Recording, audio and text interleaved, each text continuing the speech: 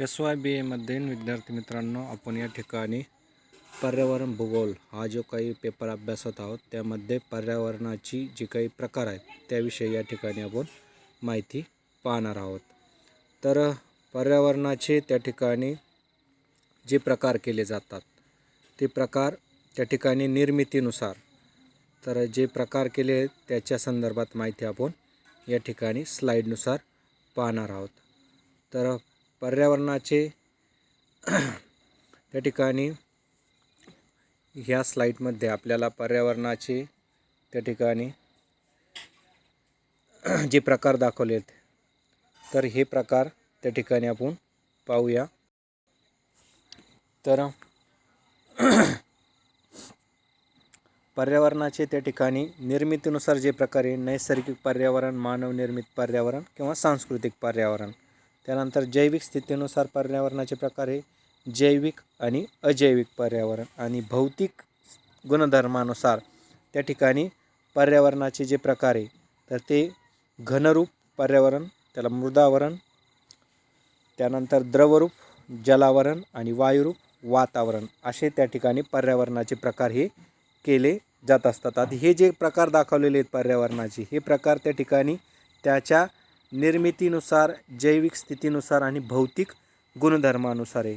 नैसर्गिक पर्यावरण आणि मानव निर्मित पर्यावरण हे त्या ठिकाणी त्याच्या असलेल्या निर्मितीच्या नुसार।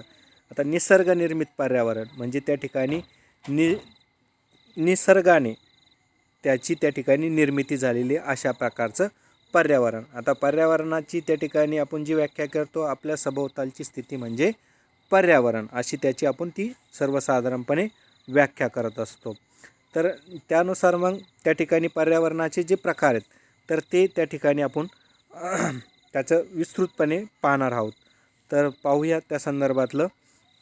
त्या ठिकाणी जे काही नैसर्गिक पर्यावरण आहे तर नैसर्गिक पर्यावरणाचे आता या ठिकाणी निर्मितीनुसार निसर्ग निर्मित आणि मानव निर्मित। आता निसर्ग निर्मित जे पर्यावरण आहे त्याचे जे प्रकार केले जातात ते त्या ठिकाणी मृदावर्णीय पर्यावरण, त्यानंतर जलावर्णीय आणि वातावरणीय। आता निसर्गनिर्मित हे जे घटक आहेत, मृदा ही निसर्गनिर्मित आहे, जलावरण हेही निसर्गनिर्मित आहे आणि वातावरणसुद्धा ही त्या ठिकाणी निसर्गनिर्मित आहे। आता मृदावर्णीय पर्यावरणामध्ये कोणकोणत्या घटकांचा समावेश होतो तर मृदावर्णीयमध्ये त्या ठिकाणी भूरूपाशी निगडित हे पर्वत आहे, पठार आहे, मैदान आहे, मृदा निर्मित मृदा आहे म्हणजे माती आहे, या घटकांचा त्या ठिकाणी समावेश होतो। आता पर्वतीय पर्यावरण म्हणजे तर काय, तर पर्वतीय भागामध्ये ज्या प्रकारच्या जी स्थिती असते, पर्वतीय भागामध्ये त्या ठिकाणी उतार, त्यानुसार त्या ठिकाणी जास्त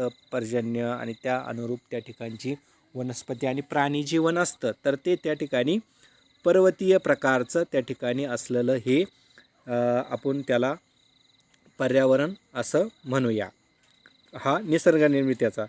त्यानंतर पठारीय भागातली स्थिती। आता महाराष्ट्रातली पठारी प्रदेश, आपण हे जे राहतो हे पठारी भागात आपण लोक राहतो आहेत, तर आपलं जे या ठिकाणचं जे पर्यावरण आहे ते पठारी स्वरूपाचं पर्यावरण आहे। म्हणजे आपल्याकडले जी काही वनस्पती म्हणा, आता पर्वतीय भागातली वनस्पती ही त्या ठिकाणी निमुळत्या स्वरूपाची आणि टॉल वृक्ष असतात, त्या पद्धतीनं पर्वतीय भागातल्या पर्वतीयनुसार त्या ठिकाणचं पर्यावरण असतं। आता पठारी भागात जी परिस्थिती असते पर्यावरणाची, आता आपण जे लोक आहेत ते पठारी भागात राहतो, तर या ठिकाणी पठारी दृष्टीनं असलेली जी काही पर्यावरणाची स्थिती तर ते त्या ठिकाणी पठारी त्याला पर्यावरण म्हणतात। आता मैदानी प्रदेशातलं पर्यावरण म्हणजे त्या ठिकाणी आपण उत्तर प्रदेश, बिहार, पंजाब, हरियाणा हा जो काही भारताचा मैदानी भूभाग आहे, किंवा कोलकाता हे त्या ठिकाणी पश्चिम बंगाल, ओडिसा हे जे काही मैदानी प्रदेश आहे, या मैदानी प्रदेशामधली असलेली पर्यावरणीय स्थिती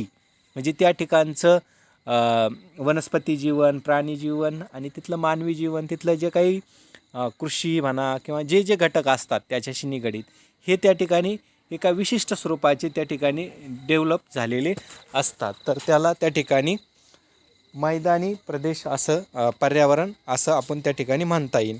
त्यानंतर निसर्गनिर्मित पर्यावरणाचा पुढचा जो प्रकार आहे त्याला जलावर्णीय पर्यावरण असं त्या ठिकाणी म्हणतात। आता जलावरणीय पर्यावरणाचे त्या ठिकाणी जे प्रकार म्हणजे उपप्रकार करता येईल आपल्याला ते पाहिले तर त्या ठिकाणी सागर, नदी, तळे पर्यावरण. आता सागर तर आपण त्या ठिकाणी जे काही पृथ्वीच्या सभोवताली आपण 4 महासागर पाहतो, प्रशांत महासागर, हिंदी महासागर, अटलांटिक महासागर.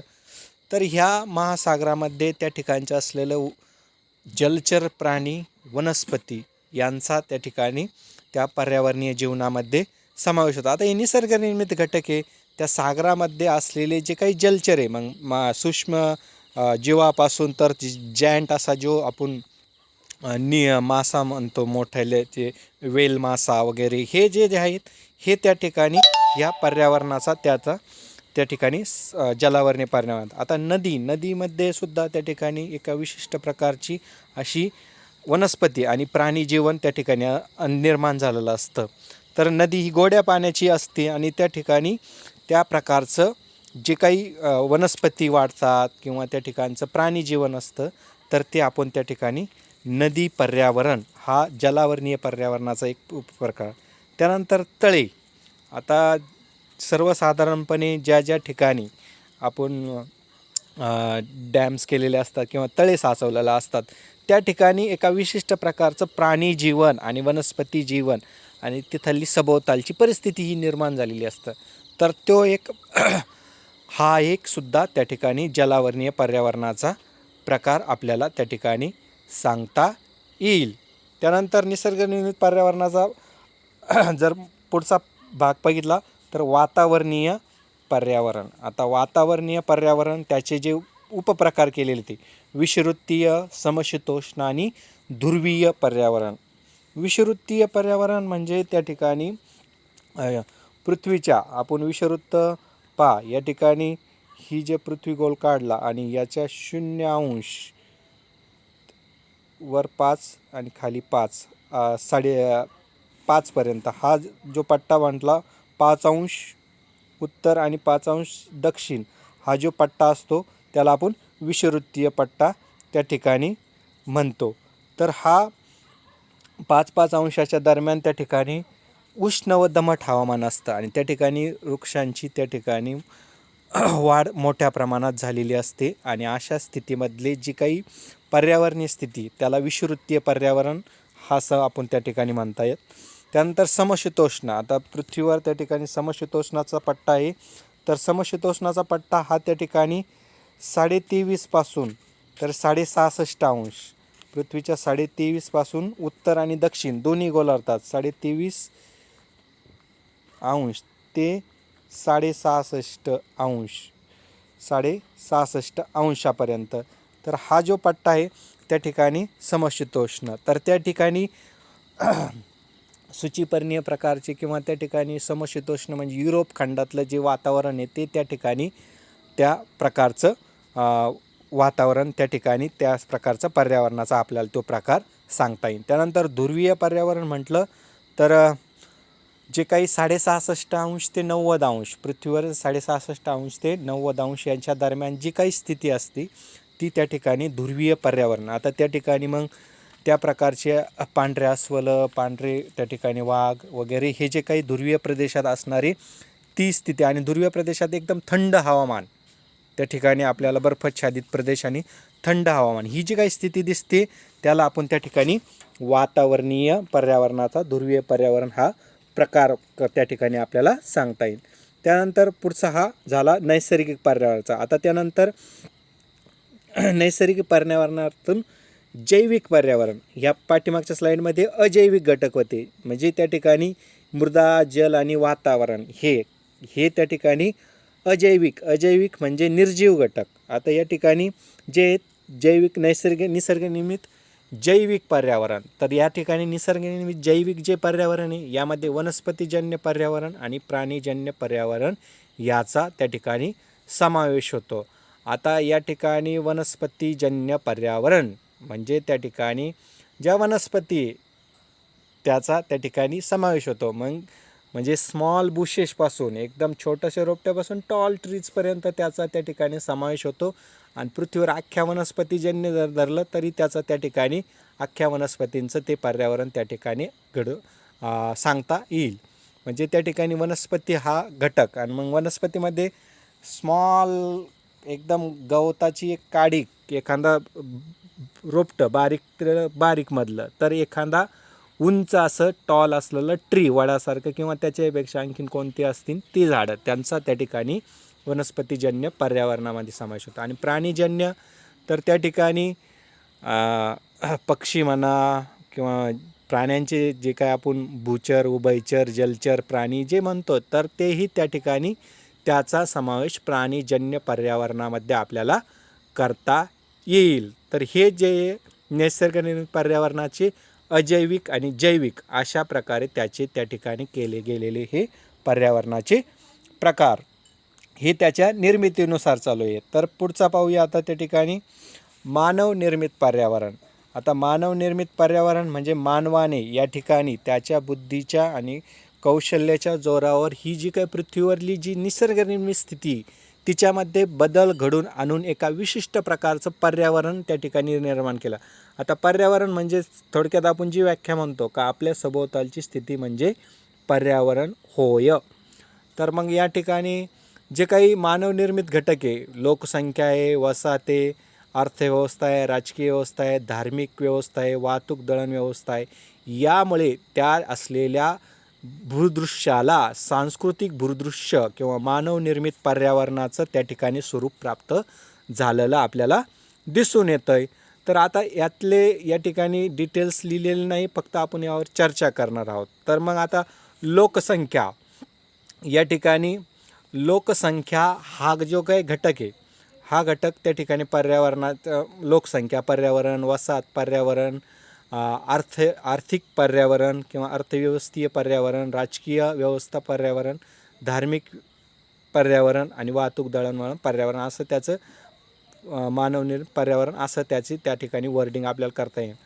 तर लोकसंख्या, आता त्या ठिकाणी मानवी समूह त्या ठिकाणी एकत्र आल्यानंतर त्या ठिकाणी त्याने त्या ठिकाणी इमारती बांधल्या, त्या ठिकाणी त्याचं जे काही जीवनमान तो जगतो आहे, सामाजिक म्हणा, आर्थिक म्हणा, मग ती ठिकाणी लोकसंख्या एकत्र येऊन जे काही भूदृश्य निर्माण होईल त्याला त्या ठिकाणी लोकसंख्या पर्यावरण असं म्हणता येईल. त्यानंतर वसाहत, हे दोन्ही कोरिलेटेड येतात. वसाहत म्हणजे तर त्या ठिकाणी राहुरी हे जे काही शहर आहे किंवा राहुरी ही जी काही वसाहत आहे, त्याने त्या ठिकाणचं जे काही भूदृश्य आहे ते त्या ठिकाणी बदलून टाकलं. आता जर राहुरीचा आपण जर थोडक्यात विचार केला तर एक 200-300 वर्षापूर्वी राहुरीच्या ठिकाणी त्या ठिकाणी 2-3 वस्त्या असतील किंवा त्या ठिकाणचं भूदृश्य हे वेगळं असेल, परंतु कालांतराने त्या ठिकाणी राहुरी शहर वसत गेलं आणि आज त्याची जी काही वाढ होत चालली, म्हणजे इथलं पर्यावरण त्या ठिकाणी काय होत चाललेलं आहे, बदलत चाललेलं आहे. म्हणजे त्या ठिकाणी वसाहत निर्माण होऊन त्या ठिकाणी त्या प्रकारचं पर्यावरण. आता सपोज राहुरीच्या एखाद्या बाजूला एखादी इंडस्ट्री निर्माण झाली आणि तिथं जर त्या ठिकाणी एखादा भूभाग निर्माण होऊन त्या ठिकाणी वसाहत निर्माण झालं, तर तिथलं पर्यावरण हे काय होतं, बदलून जातं. म्हणजे सपोज राहुरी आणि फॅक्टरीच्या दरम्यान कॉलेजच्या आसपासचा परिसर हा बदलत चालला आहे, तर मग हे काय एक प्रकारचं त्या ठिकाणी वसाहत पर्यावरणाचा तो प्रकार आपल्याला त्या ठिकाणी म्हणता येईल. त्यानंतर पुढचं आहे आर्थिक पर्यावरण किंवा अर्थव्यवस्थीय मानवीय निर्मित पर्यावरण. आता अर्थव्यवस्था, आता मानवाच्या ज्या काही व्यवसाय आहेत त्याचे प्राथमिक, द्वितीय, तृतीय, चतुर्थ श्रेणी असे व्यवसायाचे प्रकार केले जातात आणि त्या अर्थव्यवस्थेत त्याचा अभ्यास केला जातो. आता प्राथमिक, द्वितीय, आता मुंबई या ठिकाणी द्वितीय तृतीय व्यवसाय जास्त चालतात. प्राथमिक व्यवसाय ज्या ठिकाणी शेती व्यवसाय जास्त चालतो, मासेमारी, खाणकाम हे प्राथमिक स्वरूपाचे व्यवसाय. तर त्या ठिकाणी त्या प्रकारचं आर्थिक स्थितीमुळे त्या स्वरूपाचं भूदृश्य मानवनिर्मित निर्माण होतं. म्हणजे त्या ठिकाणी पंजाबमध्ये त्या ठिकाणी काही जी काही भूभाग आहेत तिथं शेती चांगल्या प्रकारे होते आणि त्या ठिकाणी प्राथमिक स्वरूपाचं शेतीच्या अनुकूल असं त्या ठिकाणी भूदृश्य निर्माण होतं. आता आपल्या भागामध्ये ऊसाचं उत्पादन जास्त होतं आणि त्यामुळे त्या ठिकाणी ऊसाशी निगडीत असलेलं त्या ठिकाणी आर्थिक व्यवस्थीय पर्यावरण त्या ठिकाणी आपल्याला दिसून येतं. आपल्या भागामध्ये त्या प्रकारचं पर्यावरण आपल्याला त्या ठिकाणी दिसून येतं आहे.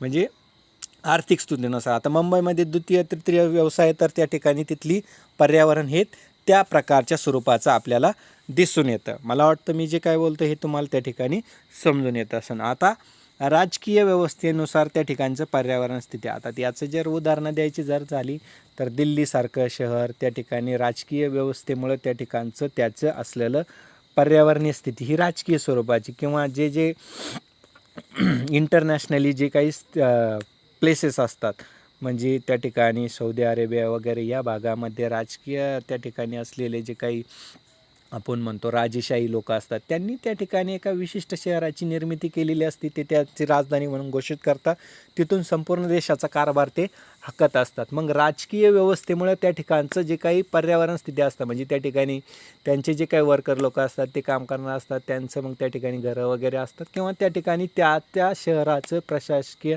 नुसार त्या ठिकाणी राजकीय व्यवस्थेनुसार त्या ठिकाणी त्याची जडणघडण ती झालेली असतं. मग हे राजकीय स्वरूपाचं पर्यावरणीय स्थिती आपल्याला त्या ठिकाणी हा प्रकार त्या ठिकाणी मानवनिर्मित म्हणता येईल. त्यानंतर पुढचं आहे धार्मिक स्वरूपाचं पर्यावरण. तर आता त्या ठिकाणी जे काही धार्मिकदृष्ट्या, आता शिर्डी म्हणा, शनिशिंगणापूर म्हणा, हे आपल्या भागातले उदाहरण, का धार्मिकदृष्ट्या त्या ठिकाणची जी काही पर्यावरण स्थिती त्या शहराची, त्या भागांची, ती धार्मिकदृष्ट्या त्या ठिकाणी निर्माण झालेली. असंच जेरुसलेम किंवा जे काही आपण मक्का मदिना म्हणतो, तर हे जे काही इंटरनॅशनली लेवलची जी काही शहर आहेत, त्या ठिकाणी धार्मिक व्यवस्था, त्या ठिकाणची जी काही जडणघडण झालेली असती त्या समाजाची, तिथल्या भागाची, तर ती धार्मिकदृष्ट्या त्या ठिकाणी पर्यावरण त्या ठिकाणी निर्माण झालेलं असतं.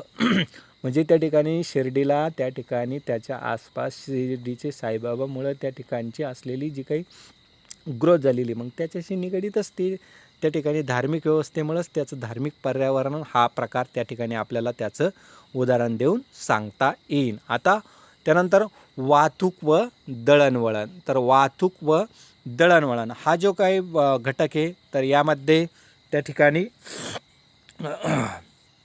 वाहतूक दळणवळणामुळे त्या भूभागाची वाढ किंवा विकास हा झालेला असतो, आणि तिथं वाहतूक दळणवळणाचा त्या पर्यावरणावर, तिथल्या असलेल्या भूदृश्यावर त्याचा परिणाम आपल्याला दिसून येतो.